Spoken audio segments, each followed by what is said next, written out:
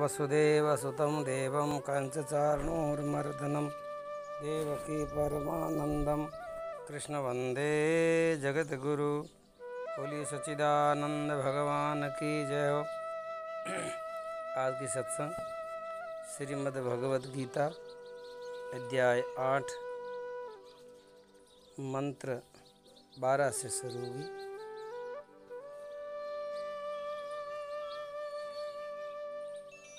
भगवान कहते हैं, अर्जुन, सब इंद्रियों के द्वारों को रोक करके, आज की जो सत्संग है साध्य के लिए साधना का थोड़ा विषय है और उस परमात्मा को प्राप्ति का जो फल है उसका वर्णन है। बहुत सुंदर बात बताई भगवान ने।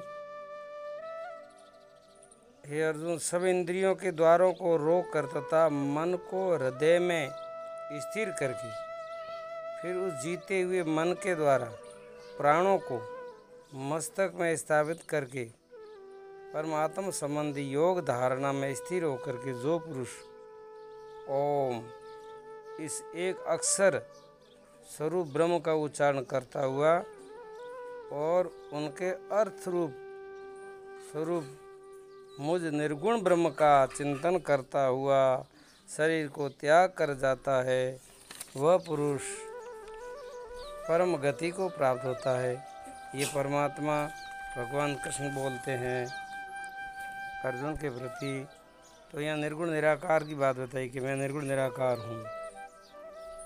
शरीर तो एक कुछ समय के लिए एक साधन रूप में प्रस्तुत होता है, लेकिन नित्य रहने वाला होता तो निर्गुण निराकार ही है।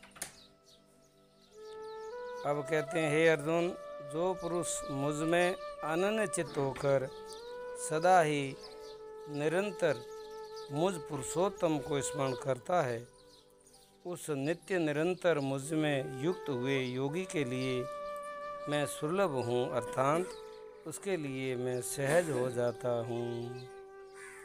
बहुत सुंदर बात है। परमात्मा की प्राप्ति बिल्कुल सहज है, बिल्कुल सरल है, कठिन नहीं है। परमात्मा की प्राप्ति सरल इसलिए है, सहज इसलिए है क्योंकि वो पहले से ही है। केवल हम उनको भूल गए हैं और भूलने के कारण ही वो हमारे से भिन्न महसूस होता है, लेकिन वो भिन्न नहीं है। इसलिए भगवान कहते हैं, उस परम सिद्धि को प्राप्त हुए महात्मा जन मुझको प्राप्त होकर के इस दुखों के घर एवं क्षण भंगुर पुनर्जन्म को नहीं प्राप्त होते, फिर वो ऐसा कभी भी जन्म मरण के चक्कर में वापस नहीं आती है। अर्जुन, ब्रह्मलोक पर्यंत सीटी से लगा कर ब्रह्मा जी तक और ब्रह्मलोक तक सारे के सारे पुनरावृत्ति है। मतलब सारे के सारे एक माया का खेल है, माया का चक्र है। सब काल सापेक्ष है, समय के अधीन है, लेकिन समय समाप्त होते ही इन सबों का लय हो जाता है। परंतु हे कुंती पुत्र, मुझको प्राप्त होकर के पुनर्जन्म नहीं होता। ये परमात्मा कहते हैं, परमात्मा की प्राप्ति होने के बाद में उनका कभी जन्म नहीं होता, वो अविनाशी पद को प्राप्त कर लेता है। अब कहते हैं भगवान, ब्रह्मा का जो एक दिन है उसको 1000 चतुर्युगी की अवधि वाला है और रात्रि भी 1000 चतुर्युग की अवधि वाली है। जो पुरुष तत्व से जानते हैं वे योगी जन काल के तत्व को जानने वाले होते हैं, और जो काल के चक्र को जो जानता है वो काल के चक्कर में नहीं फंसता है। वो कोई विरले योगी जन ही जान सकते हैं। तत्व से जानने का तात्पर्य क्या है? काल करके अवधि वाले होने से ब्रह्मलोक को भी अनित्य माना जाता है, क्योंकि एक दिन वो सब समाप्त हो जाते हैं, अवधि वाले हैं। परमात्मा है, उसकी कोई अवधि नहीं है। संपूर्ण चराचर भूतगण ब्रह्मा के दिन में ये अव्यक्त से अर्थात ब्रह्मा से सूक्ष्म शरीर से उत्पन्न होते हैं और ब्रह्मा जी की रात्रि के प्रवेश काल में उस अव्यक्त नामक ब्रह्मा के सूक्ष्म शरीर में ही लीन हो जाते हैं। हे पार्थ, वही ये भूत समुदाय उत्पन्न होकर के प्रकृति के वश में हुआ रात्रि के प्रवेश में लीन होता है और दिन के प्रवेश काल में फिर उत्पन्न होता है। ये समय सापेक्ष बात है। उत्पत्ति, स्थिति और प्रलय का कार्यक्रम हमेशा के लिए अनादिकाल से चलता रहता है, परंतु उस अव्यक्त से भी अति परे दूसरा अर्थात विलक्षण पुरुष सनातन अव्यक्त है। एक तो इस प्रकृति को भी अव्यक्त कहते हैं, ब्रह्मा को भी अव्यक्त कहते हैं, क्योंकि वैसे अपनी बुद्धि से अपनी वाणी से कहा नहीं जाता है, व्यक्त नहीं किया जाता है। और वैसे दूसरा जो है वो जो प्रकृति है, प्रकृति को ब्रह्म कहते हैं। ब्रह्म का मतलब होता है व्यापक, तो प्रकृति व्यापक है और प्रकृति भी अव्यक्त है। प्रकृति की जो साम्य अवस्था है वो बिल्कुल अव्यक्त है। और जब प्रकृति सृष्टि के रचना करने में तत्पर होती है, जब वो प्रकृति की साम्य अवस्था टूटती है और साम्य अवस्था टूटने के बाद में फिर वो व्यक्त भाव में आती है, उससे पहले वो भी अव्यक्त होती है। लेकिन यहाँ भगवान कहते हैं उस अव्यक्त से भी अति परे वो अपना खुद की पहचान परिचय स्वरूप देते हैं कि वो परम तत्व जो परमात्मा है वो अव्यक्त है, परम अव्यक्त है। उस परम दिव्य पुरुष सब भूतों के नष्ट होने पर भी वो नष्ट नहीं होता, उनका कभी नाश नहीं होता। इसीलिए अव्यक्त अक्षर इस नाम से कहा गया है। उसी अक्षर नामक अव्यक्त भाव को परम गति कहते हैं। वही परम गति है और उससे अलावा दूसरी कोई परम गति नहीं है। उसमें हमेशा के लिए एक ही भाव स्थिर रहना होता है। जिस सनातन अव्यक्त भाव को प्राप्त होकर के मनुष्य फिर वापस नहीं आते, वह मेरा परम धाम है, वो मेरा परम धाम है, परम पद है।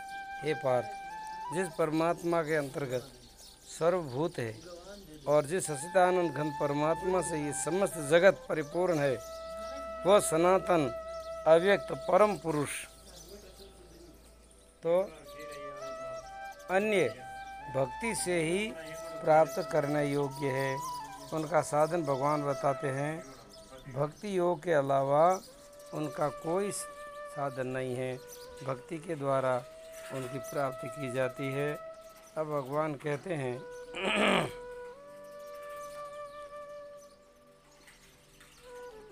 कि हे अर्जुन,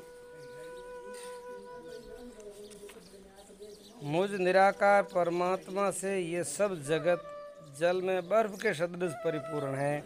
सब भूत मेरे अंतर्गत है, संकल्प के आधार पर स्थित है, किंतु वास्तव में मैं उनमें स्थित नहीं हूँ।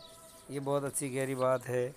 भगवान कहते हैं कि संपूर्ण संसार मुझ में कल्पित है और मैं संपूर्ण प्राणियों में स्थित हूँ, इसलिए मैं नित्य रहने वाला हूँ।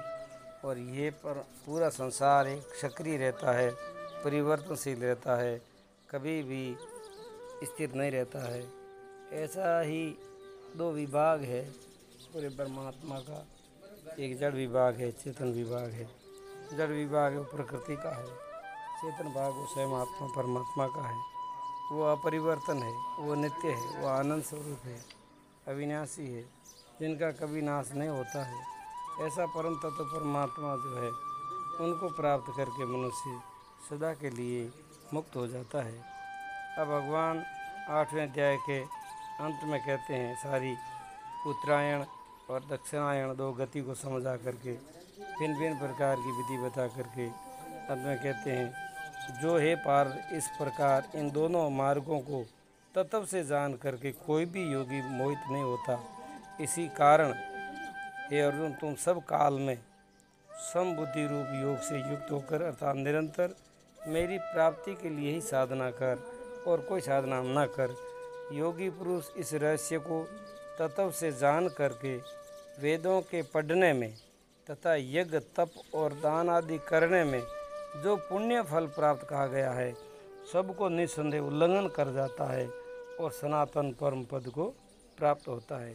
भगवान कहते हैं कितना भी जो अच्छा पुण्य कार्य होता है तो पुण्य का एक फल होता है और ज्ञान का फल होता है परमात्मा की प्राप्ति। और इसलिए पुण्य का फल कितना भी श्रेष्ठ हो एक लेकिन उसका नाश होता है, लेकिन परमात्मा की प्राप्ति का फिर कभी नाश नहीं होता, अविनाशी तत्व है। इसीलिए मनुष्य मात्र को उस परमात्मा की प्राप्ति के लिए यत्न करना चाहिए, साधना करनी चाहिए, भक्ति करनी चाहिए और अपने जीवन को परम श्रेष्ठ बना करके परमात्मा की आत्मा की एकता का साधन करना चाहिए। ये गीता का 8वें अध्याय का जो सत्संग है आप सबों के लिए बड़ा कल्याणकारी होगा। सब मित्रों, सब भगवत प्रेमियों, आप अपना जीवन धारण करें, अपने घर में परिवार में गीता का ज़्यादा से ज़्यादा प्रचार होगा, वो भगवान का अति प्रिय कार्य होगा। और ये कलिकाल के अंदर ज्ञान के समान पवित्र करने वाला दूसरा कोई साधन नहीं है। इसी के साथ में आज के सत्संग को यहाँ विराम। और ज़्यादा से ज़्यादा मित्रों को आगे शेयर करें अपने ग्रुप को आगे भेजें। आप सबका भला हो, परमात्मा सबका भला करे। हरि ओम, जय सच्चिदानंद।